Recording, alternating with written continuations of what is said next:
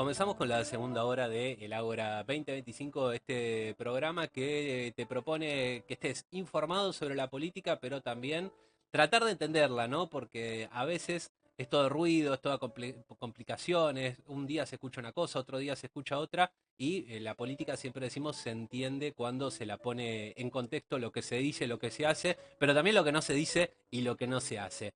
Así que un poco esa es el objetivo de este programa que se llama El Ágora 2025. Mi nombre es Juan Ignacio Guarino, te invito a que me sigas en redes sociales, me acompaña Juan Morales en la operación técnica y con nosotros te podés comunicar al 291-463-8535, 291-463-8535 y también podés mantenerte actualizado con toda la información política en nuestro sitio web El Ágora Digital. Ahí vas a encontrar información nacional, provincial y también local, y especialmente esta entrevista que vamos a tener ahora, porque ya lo tenemos aquí en los estudios de Tabú Multimedios a Luis Calderaro, muchos lo conocen como Luli, abogado, docente universitario, jefe de gabinete municipal y por sobre todo, por eso lo convocamos hoy, candidato a diputado nacional, el primero que tiene el peronismo bahiense en mucho tiempo y con muchas oportunidades de ingresar si el electorado de toda la provincia lo acompaña y a esa boleta que es la que encabeza Jorge Tayana de Fuerza Patria. Luis, Luli, bienvenido. ¿Cómo estás? ¿Te puedo decir Luli? Por supuesto, Juani, querido. Claro, Bueno, la verdad que un gusto estar acá. Como te decía, es la primera nota que estoy haciendo en formato candidato, así que nada, bueno, un lujazo, la el verdad. honor es mío. Muy agradecido que pueda ser en este programa. Luli, muchos te conocemos, ¿no? Quienes nos interesa la política, quienes seguimos la política, te conocemos hace muchos años, hemos tenido la posibilidad de cruzarte en alguna actividad, en algún acto, de charlar. Pero por ahí para el bahiense que no te conoce, ¿quién es Luis Calderaro? ¿Quién es el Luli? ¿Cómo da sus primeros pasos en política? ¿Cómo te pica el bichito de la política? Que es algo que no le pasa a todo el mundo, ¿no? Y en tu caso también, siendo que no sos bahiense, ¿cómo llegás a Bahía Blanca y cómo te enamorás de esta ciudad que ya hace muchos años Sí, claro. que has Sí, elegido y ya sos bahiense por adopción? totalmente. Bueno, muchas cosas, Mm, pero trataré de ser rápido. Mirá, yo perdí a mi viejo a los 3 años y crecí con mi vieja. Mi vieja era asistente social en Chivilcoy, en la República de Chivilcoy, y trabajaba en la escuela especial de Chivilcoy. Entonces a mí me tocaba acompañarla a los barrios y dentro del barrio íbamos a ver a familias que tenían necesidades y nos tocaba ir a ver al que además tenía algún problema de aprendizaje o alguna situación particular. Y bueno, y eso fue generando la vocación de servicio. De hecho, a mí me pasaba, hijo único, llegaba a mi casa, veía a veces chicos, chicas tomando la leche, cosa que decía, che, ¿qué hace mi vieja dándole la leche a otro si mi vieja es mía? claro, claro. Y, pero bueno, eso tenía que ver con la vocación y ella siempre me decía que en el aula como en la vida se educa y se enseña con el alma. Y bueno, y un poco la docencia siempre fue el significante que ha llevado mi vida y la vocación de servicio, ¿no? Me parece que enseñar es el acto más lindo de, de vocación por el otro, transmitir lo que uno sabe, es como destapar una cacerola, ¿no? Porque la verdad que uno empieza a manejarse en mundos donde tal vez de otra manera no lo podría hacer. Ujú. Y bueno, y siempre a lo largo de mi vida los libros han sido mi refugio.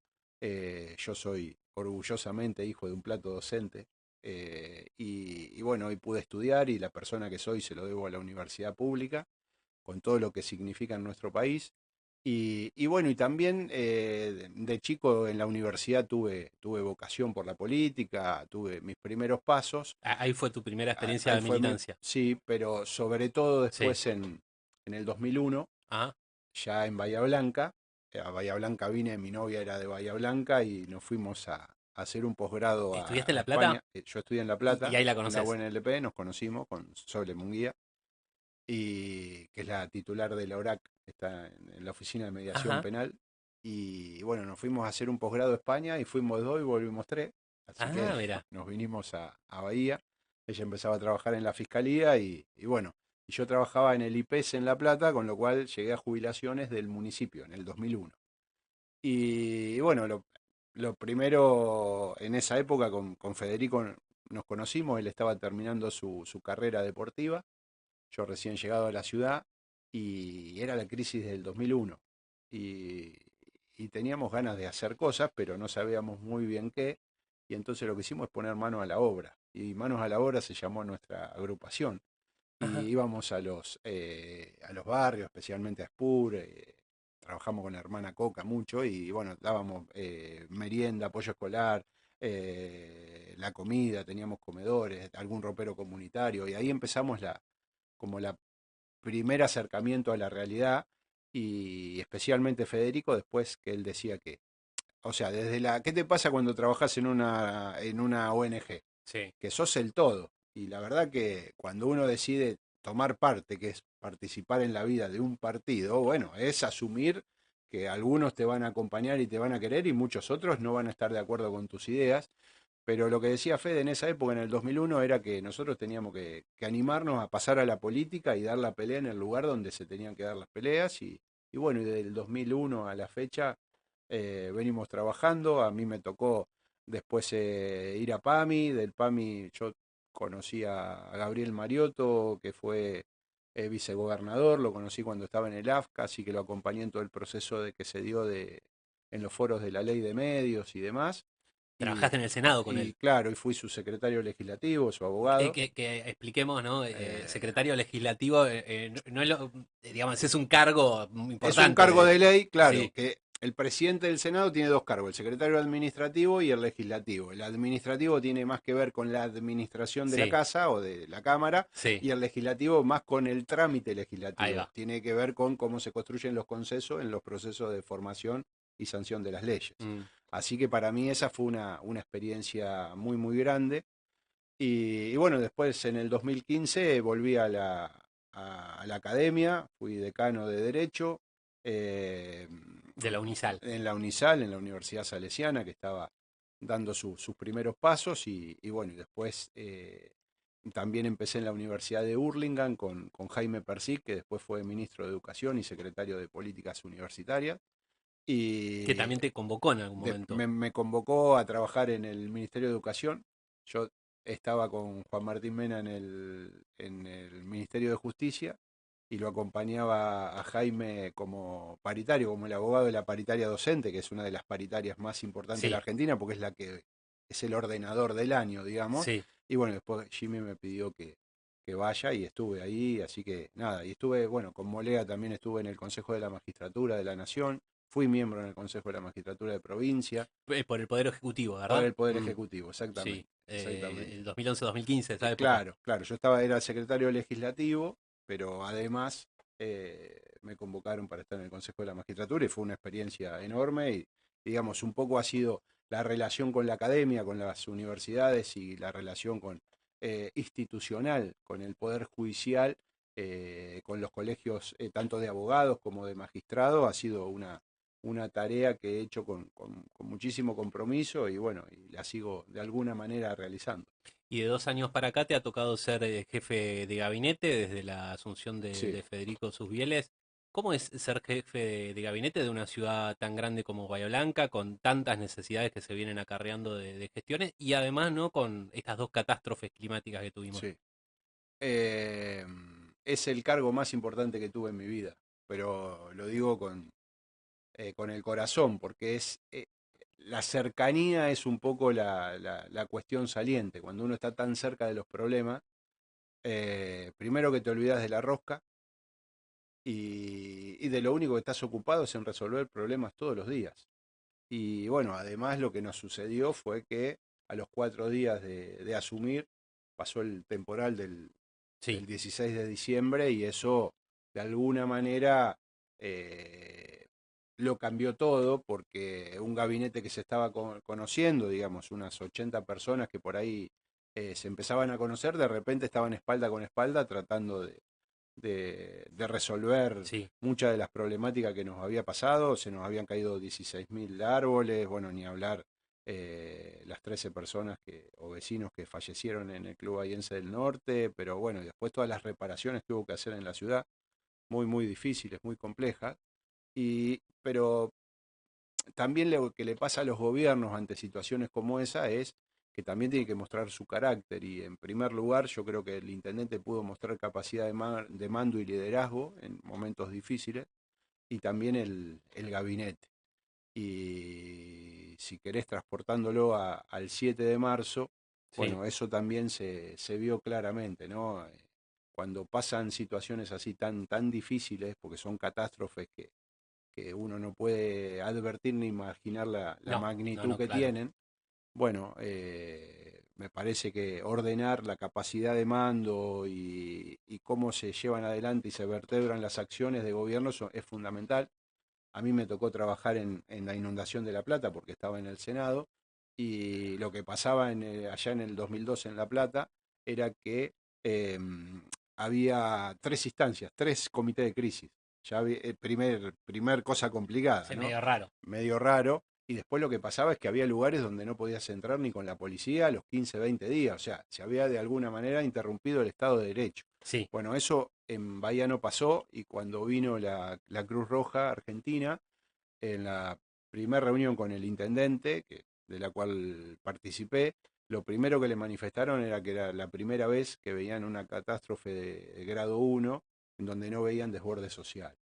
Y eso de alguna manera es mérito de la ciudad y también de la cercanía del gobierno y de todos los sí, espacios políticos, ¿no? Que trabajaron muy cerca bueno, de la gente, de los problemas y sobre todo mostrando que Bahía es una ciudad enormemente solidaria, que las primeras ayudas llegaron de los propios vecinos, en el caso a mí me tocó trabajar mucho con comerciantes y los primeros en ayudarse fueron ellos entre sí. Y bueno, y creo que por eso no pasó ese desborde que pasó en otras catástrofes. ¿Vos viviste, estabas en La Plata cuando se inundó? Sí, sí, estaba. Yo recuerdo, bueno, todo lo, haberlo vivido acá, ¿no? Por las imágenes que llegaban, los relatos. Eh, es medio difícil comparar, pero fue una inundación comparable con la de Bahía, más chica, más grande. No, lamentablemente la de Bahía Blanca fue peor, Ajá, pero lo que pasó en La Plata está el asiento del gobierno provincial. sí, Entonces, esa noche el primer comité de crisis se hace en la municipalidad. Rápidamente en ese momento estaba el ministro Casal como ministro de Seguridad sí, y asume el liderazgo del comité de crisis. Y bueno, y después en la Facultad de Periodismo sí, se hace el comité de crisis, digamos, de todas las instituciones nacionales. Entonces, eh, y todo el abordaje y la intervención que se iba a hacer en el territorio. Así que esa complejidad acá en Bahía Blanca no sucedió, ¿no? Y claro. después, y creo que esto no quiero dejar de marcarlo, también cómo actuó la justicia, ¿no? Yo recuerdo en La Plata que estaba el juez Aria, que era el juez contencioso Sí, administrativo, y el juez Violini, que era un juez penal, que se disputaban no solo la competencia, sino el número de víctimas. mm, Acá la justicia y particularmente el fiscal general, ¿no? del Departamento Judicial de Bahía Blanca fueron informando de manera precisa lo que iba sucediendo y eso también evitó los momentos de zozobra, cuando sí, la gente, aún con, con los primeros testimonios, decía que había visto gente flotando, mm, sí, bueno, claro, convocó a todos a sede judicial y en sede judicial se desdijeron sí, todos. claro, Entonces, bueno, la verdad que ordenó y pudo también comunicar, especialmente en los medios nacionales, que de alguna manera estaban como buscando eso, a ver qué sí, pasaba. Bueno, claridad sobre el número y bueno, y también en que no dejaron de buscar a las dos nenas, ¿no? Que mm, fue claro, tal vez claro, otra sí, de las notas sí, y que bueno, lamentablemente sin vida, pero las pudieron encontrar y eso no solo que cierra el duelo familiar, sino también el de seguro, toda una ciudad, ¿no? seguro. Luli, te quiero preguntar, me decías como jefe de gabinete, tengo que trabajar más en la gestión y no tengo que dejar de lado la rosca. No recuerdo cómo fue la frase, pero contrapusiste gestión y rosca. No, yo lo que digo que, a ver, a quienes tenemos vocación política, la Sí, rosca es parte, ¿no? a eso iba, Lo ¿no? que pasa que la rosca es linda, pero te enrosca. Bueno, pero pará, Y porque uno dice rosca y suena como algo feo, algo como no, que están no, hablando, viste, que no no, se la puede. rosca se trata de, a ver, Es tejer consensos de alguna es manera. cómo se van construyendo los consensos para llevar adelante las políticas. Está bien, le decimos rosca y a veces se la llama de manera peyorativa, así, pero tiene que ver con que uno no es el dueño de la verdad y que a veces llevar adelante una idea o una política pública requiere del consenso de un montón de actores, ya sea de otros espacios políticos como de otros actores importantes de la ciudad. Y el desafío cuando se gobierna, y creo que en esto el intendente ha tenido, me parece, una claridad importante, Sí, es abandonar la idea propia para construir una idea de ciudad. Una cosa es administrar el municipio, otra gobernar la ciudad. Y construir una idea de ciudad significa escuchar a todos los sectores que la componen. Y no sé, digo, en el 2028 va a ser el bicentenario de nuestra ciudad. Bueno, ¿cómo la vamos a construir? Si la construimos solamente desde nuestra mirada, vamos a achicar la discusión. sí. Me parece que Bahía Blanca tiene que ser el resultado de todas las miradas que hacen a la ciudad, de los sectores, tiene una vida institucional muy, muy importante Bahía, y ese es un poco el desafío, cómo construir políticas que no se caigan con un gobierno, sino que se sostengan porque son los acuerdos que trascienden las gestiones, ¿no? Entonces, es un desafío. Bahía necesita una dirigencia que esté a la altura de sus circunstancias, ¿no? Nos han pasado demasiadas cosas como para no estar, ¿no? En esa altura que se necesita para llevar adelante la gestión y la responsabilidad pública. Y bueno, ahí lo venimos construyendo con muchísimo respeto por el que piensa diferente, por el que tiene otra idea de ciudad, por el que le parece que ante algunas situaciones otras pueden ser las alternativas, porque de ese concierto de ideas es donde surgen las mejores cosas, ¿no? Mm. Sí, y aparte, Poco común en este tiempo hablar así, ¿no? Donde parece que el gobierno nacional especialmente nos invita a pensar que el otro no sirve, que es el mm, enemigo, que no tiene nada para aportar, que son todos chorros, bueno, falta prender la tele y escuchar un poco al presidente o a su gabinete hablar sobre los que no piensan como ellos. Y la verdad que nosotros hemos tenido una responsabilidad institucional enorme. El intendente la ha tenido fundamentalmente porque Bahía necesita de todas las instancias. Bahía, su reconstrucción y su renacimiento requiere de la ayuda de nosotros mismos, o sea, del municipio, de la provincia y también de la nación. Y cuesta mucho ver cómo la nación se aleja o se retira de políticas que le son indelegables. Y lo que a uno vos me preguntabas qué se siente como jefe de gabinete, y yo lo que siento es que cada política nacional en la que el Estado se retira termina en el despacho del intendente. El subsidio al transporte del interior se va.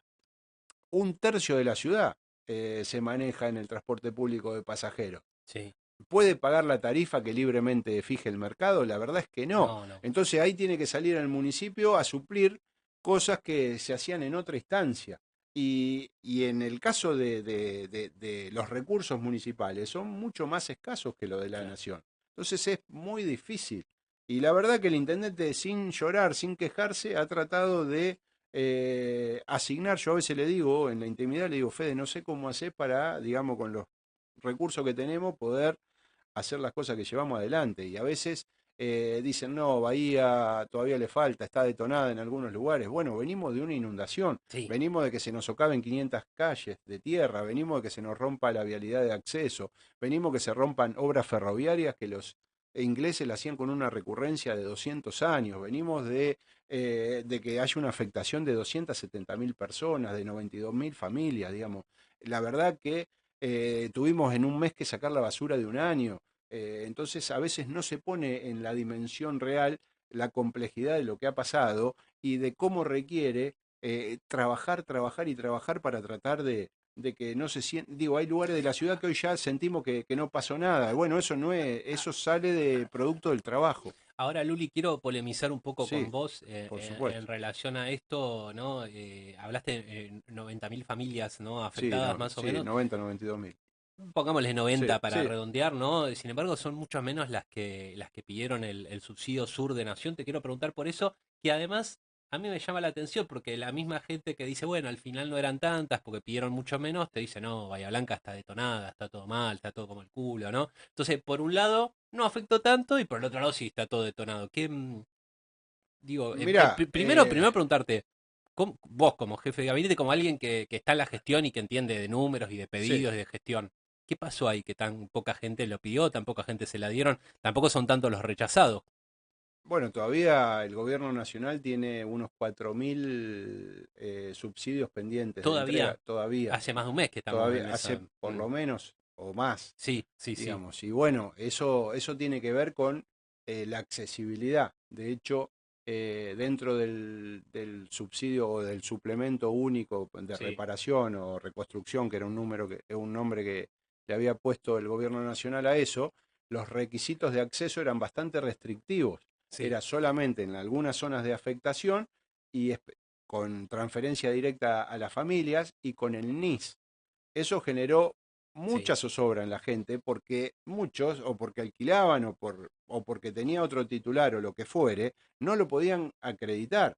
Entonces, cuando vos lo correlacionás con el subsidio que se dio en el ámbito provincial, en ese caso la titularidad del domicilio se acreditaba con otro tipo de facturas, que puede ser la del celular, la del gas, la de cualquier otra cosa, y eso hizo mucho más sencillo claro, que el subsidio provincial pudiera otorgarse. De hecho, y nosotros fuimos a través del viceministro de Economía, de Nicolás Todesca, íbamos actualizando y también la gente del Ministerio de Desarrollo de la Comunidad, cómo iba evolucionando y en los lugares, y en todo caso, ante aquellos donde se planteaban dudas, nosotros teníamos un equipo de trabajo a disposición para ir a correlacionar si efectivamente a veces en un terreno había más de una o dos o tres casas y bueno, ese también era una dificultad. Lo mismo hicimos con Nación, lo pusimos a disposición y demás, y bueno, lo que al final sí, armaron un 0800 y sí, después que permitieron abrir un poco el tema de no ser el NIS una cuestión imprescindible, sino acreditarlo de otra manera. Todo eso en un momento de emergencia, digamos, para la gente es una complicación, porque estaban entre reparando la casa, entre encontrando la documentación, que en algunos casos esa documentación se había perdido, digo, hay que ponerse en el lugar del que la está padeciendo sí, para sí, poder claro, llevar claro, adelante.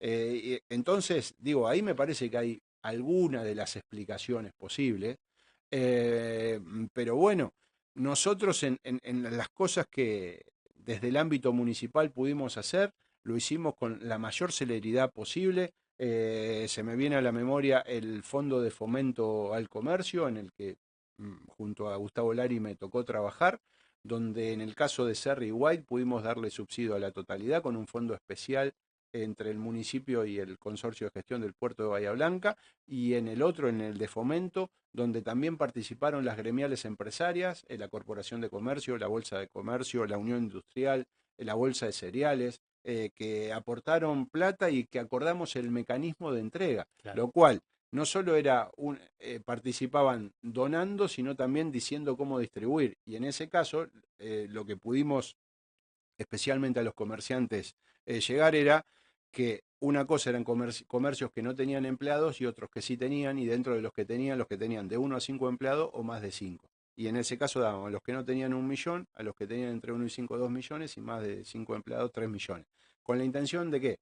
De que sea un empujón claro, para que prendan la luz del negocio, para que ayuden a veces eh, arrancando, que motivaban a otro que estaba en la misma cuadra o lo que sea a abrir. Y bueno, y la verdad que se hizo y se hizo rápido y bien, y pasaron cosas como, no sé, en la Galería Visión 2000, donde comercios muy chiquitos se empezaron a agrupar entre ellos y bueno, y la verdad que hicimos una mesa de trabajo para resolver no solo esta situación, sino una multiplicidad de situaciones en las que se encontraban, que tenían que ver con cómo generar acciones para darle visibilidad a las galerías, especialmente a la División 2000, y aparte para que empiecen a suceder cosas. Fíjate que en las vacaciones de invierno eh, llevamos una propuesta de circo, llevamos sí, algunos superhéroes y demás, y de repente la galería estaba llena, como cuando estaba Pampernick para los más grandes, Claro, y bueno, y muchos comerciantes llorando que al final del día habían hecho caja, claro, ¿no? claro, Entonces sí, digo, bueno, que es en donde uno también son elementos objetivos de la situación compleja en la que estamos viviendo. No hay caja, la gente no llega a fin de mes, los comercios no venden, y bueno, y déjame recordar que vino la ministra Bullrich en persona, en conferencia de prensa acá, dijo que iba a haber 26.000 millones de pesos para los comercios, las sí, pymes y la gastronomía y las empresas, y sí. bueno, y no sucedió. Sí, Lo y estamos permitime esperando. interrumpirte para agregar a esto que vos decís, que en campaña le pregunté a quienes encabezaban las listas de La Libertad Avanza, Franca Gripo como candidata a concejal, Oscar Lieberman como candidato a diputado por esta situación y dijeron, no, no, esto ya lo vamos a ver, ya va a llegar. Y al poco tiempo nos enteramos que se recortaba, ¿no? Este fondo, Claro. que siempre te preguntan de dónde sale la plata. Bueno, de dónde iba a salir la plata lo recortaste, la plata estaba y la ayuda prometida no llegó.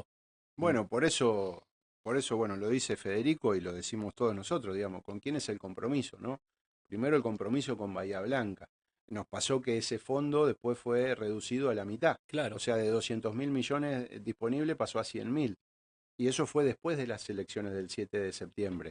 Y nos encontramos con que el proyecto de presupuesto que el Gobierno Nacional envía al Congreso Nacional no tiene las obras como la del Cholo. Y nos encontramos que tampoco está la zona fría, mm, que son todas políticas que impactan directamente en perjuicio de la ciudadanía. Entonces, ¿a quién defendemos? sí. ¿A que cierren los números en la macro o a que la gente tenga oportunidades? Porque la verdad es tener un equilibrio fiscal, digamos, a costa de déficits sociales, déficits Sí, familiares. Bueno, sí, pongamos en tensión qué significa. Ese sí, superávit eh, da- es, es ficticio porque es plata que no distribuye a las provincias que por la misma constitución les corresponde. sí, Yo te escuchaba en el editorial y digamos, hay una constitución que es el resultado emergente de las provincias que se juntaron a crear el Estado Nacional, ¿no? Entonces, digo, en ese proceso constitucional que se dio la Argentina, están muy claras que el gobierno es el gobierno nacional y el gobierno de las provincias, y que en ese juego de responsabilidades hay atribuciones que son propias del Estado Nacional, otras de las provincias, y hay algunas que son recurrentes. sí. Ahora, uno puede decir, a mí no me gusta que cierre vialidad, a mí no me gusta que tome algunas decisiones.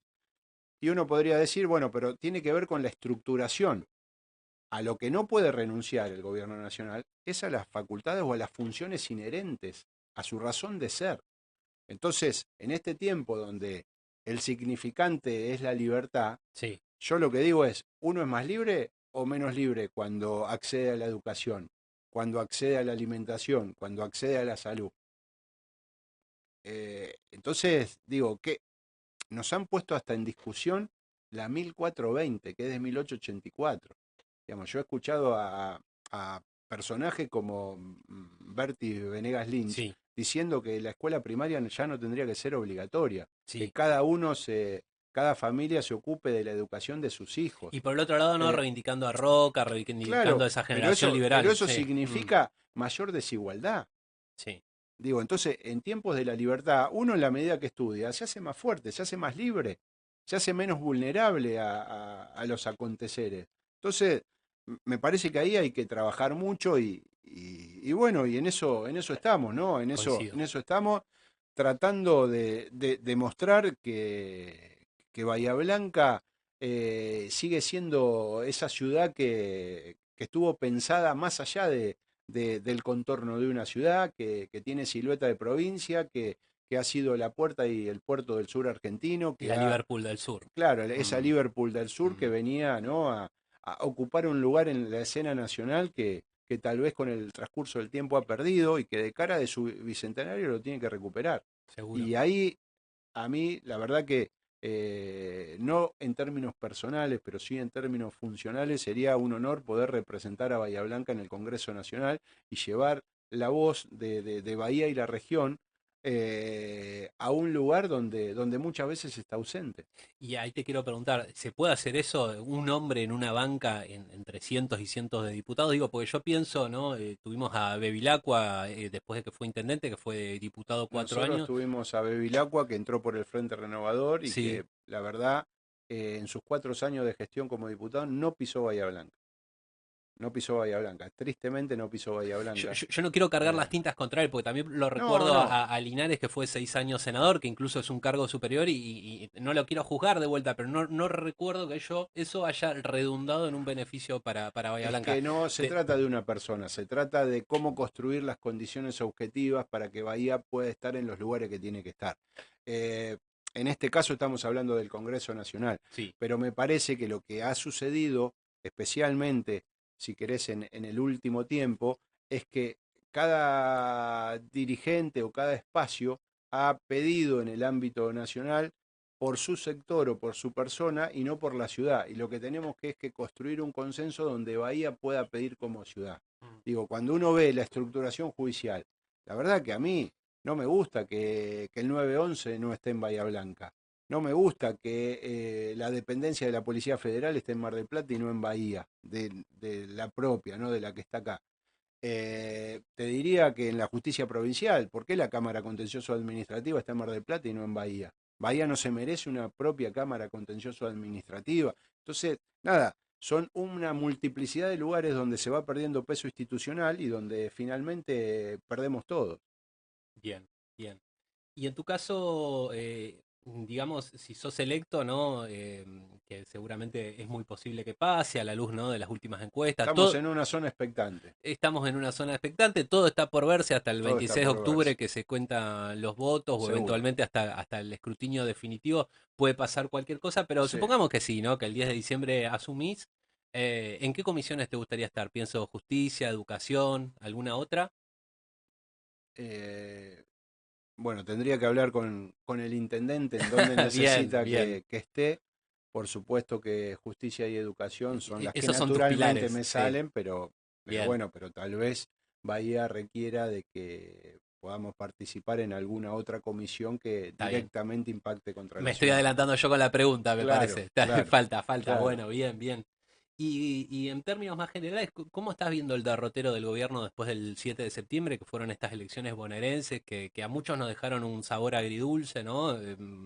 Sí, por el freno que se puso a nivel provincial, una alegría, que el peronismo, que uno ve que cuando se pone complicada la cosa, es el que nos viene a salvar, que haya ganado en 6 de las 8 secciones, pero también el gustito amargo de haber perdido en nuestra sección y haber perdido en nuestra ciudad. ¿Cómo ves el gobierno de Milei después de eso? ¿Y cómo ves a la Libertad Avanza acá en Bahía Blanca después de eso? Yo veo al gobierno nacional, lo veo que ensimismado. Veo que el mensaje contundente que dio la provincia de Buenos Aires eh, no fue escuchado porque en vez de abrir, lo que hizo es insistir en una lógica, ¿no?, de gobierno, tratando a la provincia como prácticamente como enemiga. Y bueno, y la verdad que hicieron una mesa política entre los mismos que ya participaban, Sí, con lo cual, nada, yo le diría al gobierno que recapacite, que piense que hay otros sectores de la sociedad que le están diciendo muy fuerte otras cosas. Y bueno, para Bahía lo que vino después del 7 de septiembre ha sido claramente perjudicial, lo decíamos recién. Bajó a la mitad el Fondo Sur, vetó la ley que había salido en la Cámara de Diputados por unanimidad, 238 votos. En épocas tan difíciles se había creado el consenso para que 238 diputados y diputadas nacionales voten la ley de emergencia en la ciudad. inclusive los de la Eh, Libertad Avanza. por eso, Mm, la unanimidad y que sí, también fue con mayoría grabada en el Senado. Y bueno, y ni hablar de las obras trascendentales, porque la obra del Cholo no tiene solamente que ver, a Bahía Blanca le ingresan 36.000 camiones por mes. Y si no tiene su vialidad adecuada, su accesibilidad adecuada, empiezan a pasar por otros lugares o tenemos un puente transitorio en la Ruta 3 que va a ir cediendo. Entonces hay obras que son absolutamente imprescindibles, diría yo. Y después en el caso del Cholo, de la Rotonda, Sí, hace de tapón para algunos barrios de la ciudad, ya sea para el lado de Cerri como para el lado de acá, Costa Blanca, tierras argentinas. Entonces, eso requiere no solo la terminación de la obra, sino también la obra hidráulica necesaria para que pueda drenar esa agua. claro. Digo, ya tuvimos la triste noticia del 7 de marzo, Sí. entonces tenemos que trabajar. El intendente nos ha instruido para hacer todas los reclamos administrativos y en eso estamos, junto al secretario de Obras Públicas también y a la doctora Florencia Molini, pero tiene que ver con esto, con poder agotar la estancia, porque todas las reuniones de naturaleza política el intendente ya las tuvo, desde el presidente, el jefe de gabinete, la ministra de Seguridad, el ministro de Economía, y bueno, eh, para ver qué acciones tomar, porque necesitamos que esas obras se realicen. Y digamos, después de todas esas reuniones políticas, ¿hay alguna instancia, digamos, Lo qué que, nos queda a nosotros como bahienses frente digamos, a la seguidilla de estratos por parte del gobierno nacional? Digo, cuando fue la primera catástrofe, cuando vino acá y dijo van a salir con sus recursos, después lo que pasó con el GNL, la inundación, el bueno, ese recorte de es otro fondos, tema, ¿no? Claro, montones el son. Mm, proyecto YPF Petronas fue un proyecto muy trabajado, que salía solamente de la consideración política, porque estuvieron casi 8 años viendo todo el proceso. sí, Y bueno, la verdad que un puerto consolidado como el de Bahía Blanca perdió contra una expectativa de puerto como el de Punta Colorada. Y la verdad que cuando uno no lo puede explicar de manera racional, y bueno, empieza el capricho u otras cuestiones. Entonces, que sabrán los oyentes interpretar como quieran. Lo que sí, Bahía fue perjudicada. Y en Bahía se había generado un consenso enorme, donde hasta los miembros de la Libertad Avanza local también acompañaban, porque seguramente un proyecto de esa naturaleza podría ser el dinamizador de la Bahía Blanca que todos queremos que sea. claro.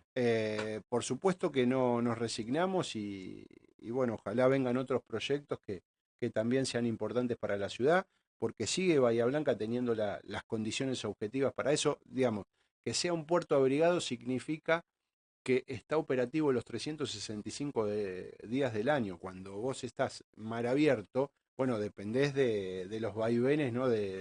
Claro. De pleamar y bajamar.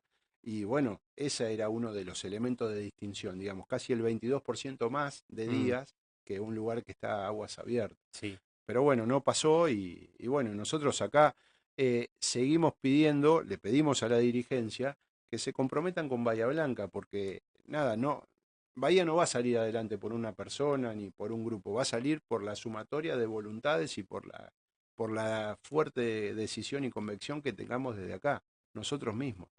Y bueno, tenemos que hacer que sea, digamos, y si no, usemos el bicentenario como palanca.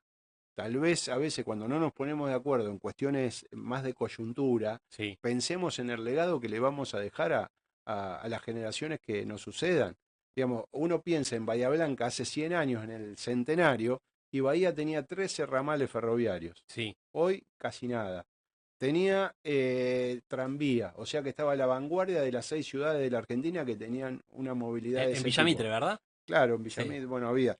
Bueno, tenía Aguas Corrientes de Bahía Blanca, que se crea en 1902. O sea que el tema del agua y su suministro estaba resuelto. Mira. Hoy tenemos dificultades.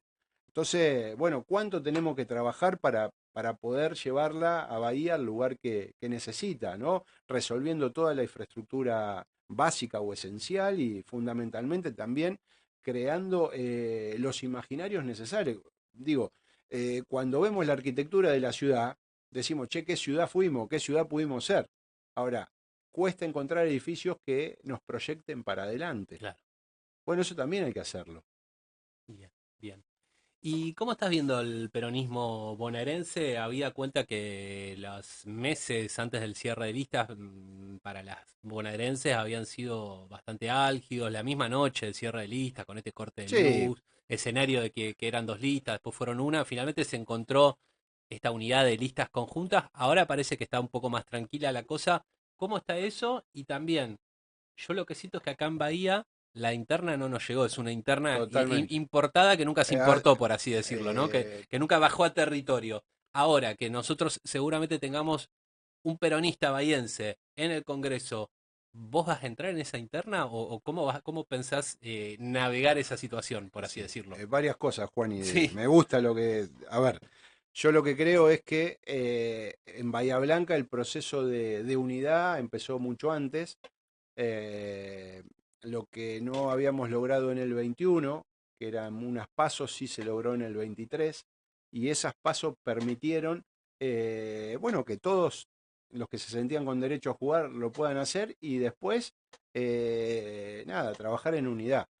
Y la verdad que más allá de algunos posicionamientos de dirigentes, esa unidad en Bahía la hemos respetado.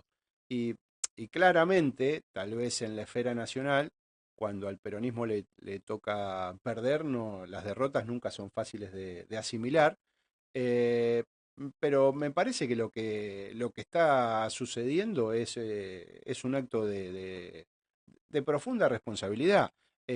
Siempre la unidad es superior al conflicto. Lo decía el Papa Francisco dentro de sus cuatro como condiciones así generales, ¿no? Que hablaba que el tiempo era superior al espacio, que el todo es superior a las partes, y bueno, una de esas era que la unidad es superior al conflicto, y el otro era que la realidad es superior a la idea.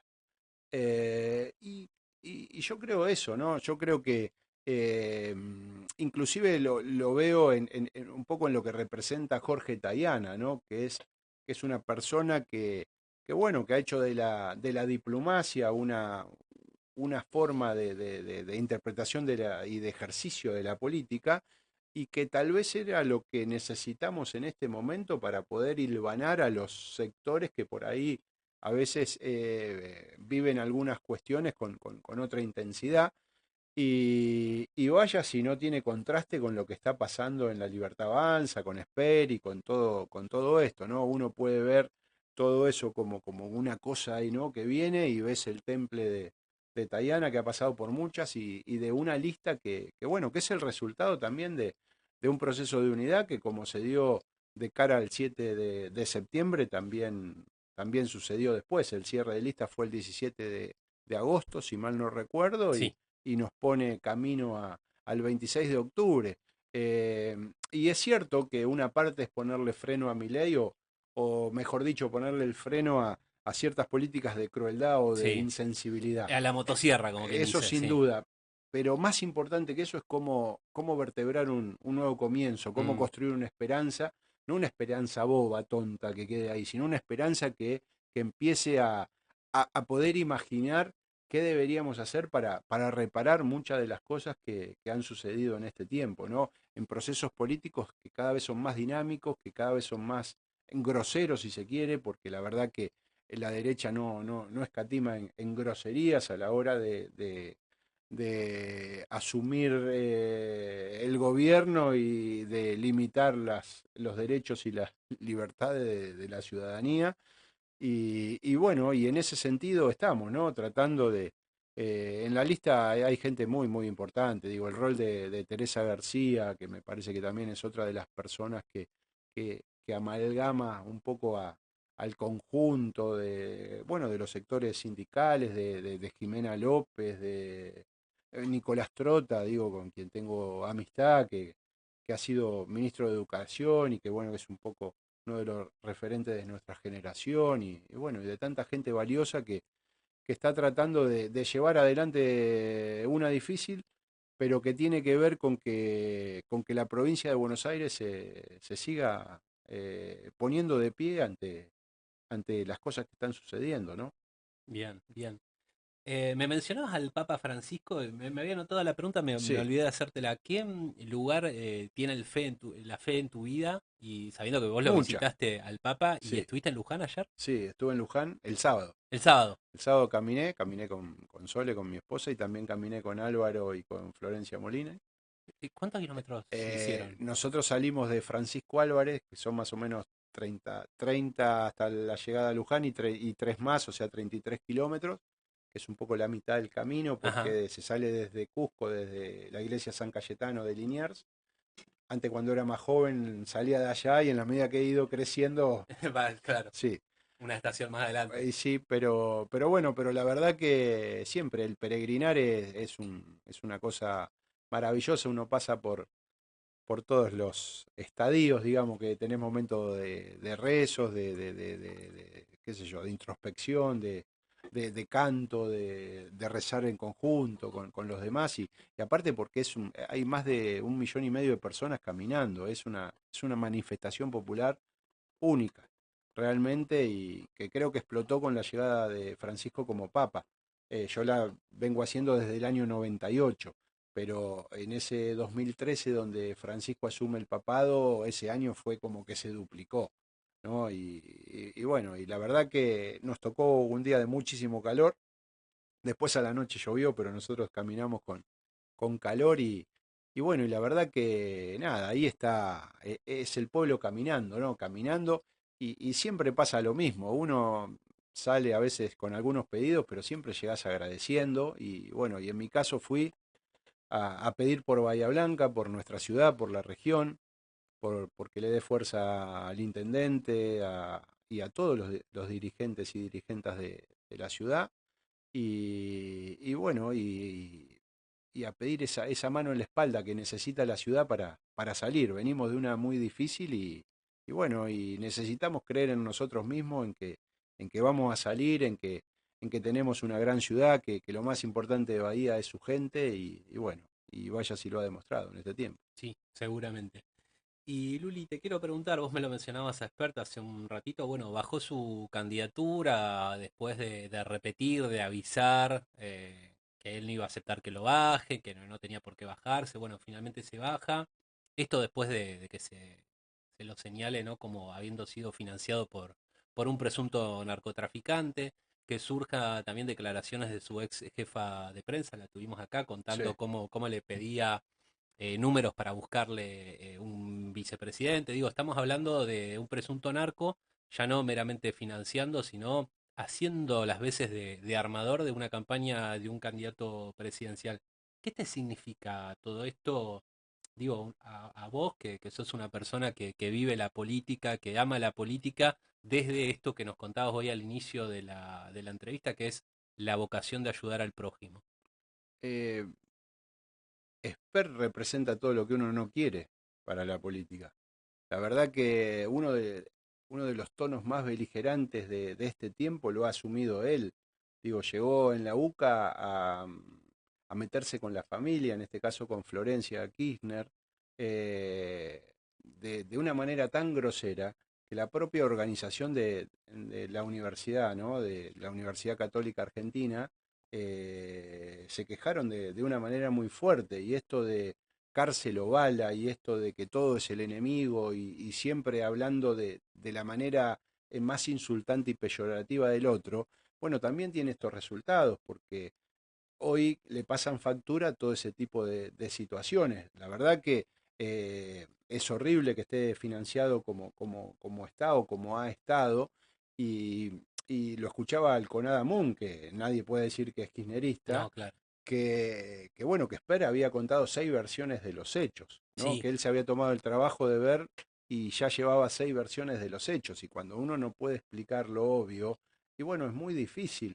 pero Sper no solo está lastimando a su partido político o al partido gobernante, lastima a la política en su sentido más noble. Nosotros, a ver, asumir el compromiso, asumir el servicio público, la política es servicio siempre. La política es, digamos, que te duelan en las tripas lo que le pasa a los demás. Y bueno, y en ese sentido me parece que hay que recuperar el eje, que hay que poder llegar a ciertos consensos básicos donde el frenesí de las redes sociales o de hablar todo en 140 caracteres no se lleve la marca, sino que podamos hablar de cosas que tal vez requieren de un poco más de tiempo, de amasar un poco más las ideas, de ceder, porque a veces para que uno pueda acordar tiene que ceder, pero de crear políticas duraderas.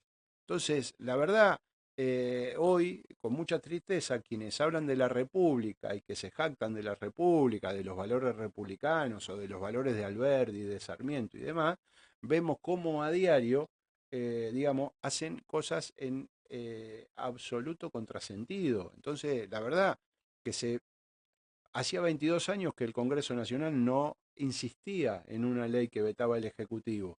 Y el resultado de esa insistencia es que, bueno, se promulga, pero después digan de dónde sale la plata, Que es una figura que no que es una existe. figura que no Mm. existe, y bueno, y después vemos que hoy podemos estar ante un gasto de 1.400 millones En la en reimpresión la de boletas. reimpresión de boleta. Entonces, Y hay pero más cosas que allá son... del gasto, yo eh, decía, ¿no? Si hubiera sido eh, el candidato del Frente Izquierda que se baja, claro, le hubieran dado la seguramente, oportunidad. seguramente que no, Mm. seguramente que no. Pero bueno, estas son las cosas y ojalá, bueno, la justicia electoral se expida como corresponde, ¿no? Pero digo, o bueno, o hay bueno, tantas cosas que uno ve que son avallazamientos institucionales, digamos que las transferencias automáticas a las provincias no se realicen en impuestos que se cobran a ese fin, Sí, digamos, es grave. sí. Bueno, que los gobernadores se hayan puesto de acuerdo en una mesa para presentar un proyecto legislativo, yo desde el 83 a la fecha no tengo recuerdo de que eso haya Y pasado. siempre se dice que es Eh, imposible cambiar la ley de coparticipación claro, porque justamente requiere por que eso, pase porque eso. requiere el Sí, consenso de todas las sí, provincias. Bueno, sí, claro. mire lo que está logrando este gobierno a partir de su tosudez y de no escuchar Sí, a lo que le dicen las provincias o la ciudadanía en su conjunto. sí, tal cual, tal cual. Bueno, Luli, muchísimas gracias por esta visita, por esta charla. Siempre un gusto charlar con vos fuera del aire y ahora también en el aire. La última pregunta que le solemos hacer Sí. a los candidatos, ¿no? Son un turno electoral, por llamarla de 2025, donde vemos una caída muy fuerte en la participación del electorado. La notamos con bastante fuerza, incluso aquí en Bahía Blanca, en la Sí, sexta sección. Una elección atípica porque primero desdoblada y ahora votamos solo diputados sí. nacionales, que a nosotros los bahienses nos quedan muy lejos, tenemos la suerte de tenerte a vos en la boleta para tener un anclaje, ¿no? Pero, ¿por qué hay que ir a votar el domingo, dentro de 3 domingos, el 26 de octubre? ¿Por qué hay que ir a votar nuevamente? ¿Cuál es la importancia del voto en este contexto? Bueno, en nuestro país costó mucho, ¿no? Mm, Votar. sí, Tuvimos muchas interrupciones, muchas dictaduras y bueno, me parece que es uno de los ejercicios donde la sociedad o el pueblo argentino se manifiesta de una manera contundente y que cuando uno no vota, otros votan por uno. Entonces, lo primero es pedir que vayan a votar, que lo hagan por la preferencia que tengan, pero que vayan a votar. Necesitamos que vote más gente porque le da otra legitimidad a lo que sucede en el acto eleccionario. Y después porque también, bueno, en este caso se va a votar con un sistema de boleta única, sí. o sea, distinto a como estamos acostumbrados a votar. Y bueno, también eso bueno, despierta bueno, ciertas inquietudes. Esperemos que podamos entender bien el sistema, que lo podamos hacer y nada, y que el pueblo y nuestra ciudad en particular dé una muestra de civismo el 26 de octubre. Nosotros estamos muy esperanzados en que podamos mejorar el resultado del 7 de septiembre, que para nosotros fue bueno, fue razonable. Eh, Sin duda esperábamos un poquito más, pero la verdad que estuvimos arriba de los 30 puntos y bueno, como en nuestro caso en Bahía Blanca, que veníamos de una inundación, era toda una incertidumbre adicional, digamos, Totalmente. de cómo iba a votar la gente, de si iba a ir a votar y demás. Y bueno, nos parece que siempre la salida es a través de los votos y bueno, los convocamos a que este 26 de octubre se acerquen, que vayan a votar, que lo hagan con esperanza y bueno, ¿Es y el mismo que centro de votación que las del 7 de septiembre? No, hay que chequear por las dudas. Bien, hay que chequear, mayormente sí, mm, pero hay que chequear. bien. Y bueno, y humildemente pedirles que aquellos que piensan que Bahía Blanca tiene que tener una representación en el Congreso Nacional, que nos acompañen con su voto. Luli, muchísimas gracias. No, a vos, Juan y querido. Un Conver- gusto. Gracias, igualmente. Conversamos con Luis Luli Calderaro, candidato a diputado nacional por Fuerza Patria, candidato bahiense. La primera entrevista que da como Sí, candidato nacional, así que súper agradecido, pero nos quedamos sin tiempo. Ya nos estamos despidiendo y esa música que estás escuchando justamente nos dice eso, que nos tenemos que ir, pero también que vamos a volver. Va a ser mañana y cada día de la semana, de 10 a 12, acá, en Tabú Multimedios. Nos escuchás como siempre, taburradio.com.ar. Yo ya me despido. Gracias por sintonizar el Ágora 2025. Mi nombre es Juan Ignacio Guarino. Te invito a que sigas en redes sociales y nos volvemos a escuchar mañana a las 10. Chau, chau.